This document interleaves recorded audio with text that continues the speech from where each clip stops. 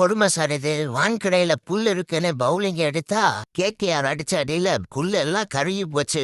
இந்த அஜிகேரா நானே 67 ரன் அடிச்சு இன்னும் கிளாஸ் இஸ் பர்மனன்ட்னு ப்ரூவ் பண்ணிட்டு இருக்காரு.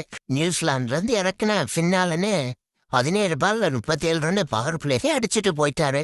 அந்த ரகுவன்சி பையன் 28 பால்ல 50 ரன் அடிச்சுட்டு போயிட்டேன். யாருமே எதிர்பார்க்கல நம்ம சர்துல் தவிர இப்படி பவுலிங் போட்டு 3 விக்கெட் எடுப்பான்ட்டு. கேகேஆர் 220 தொடும்போதே எம்ஐ ஃபேன்ஸ் எல்லாம் இன்னைக்கு நமக்கு பெட்டி பம்புன்னு நினைச்சிருப்பாங்க. ஆனா எம்ஐயோட கடப்பார சைடு இருக்கே 220 இல்ல 300வே கூட ஈஸியா சேஸ் பண்ணுவானு இந்த பயில.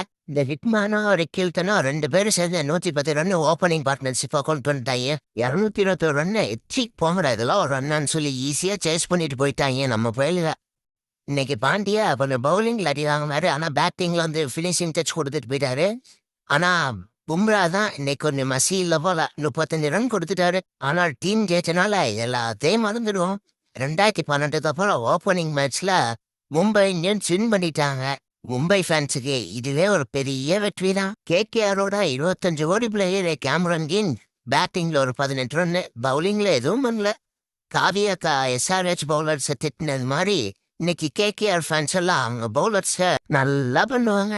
ஃபைனலா சொல்லணும்னா வான்கரை எம்ஐயோட கோட்டைன்னு ஹர்திக் சொன்னது கரெக்டு தான் போல.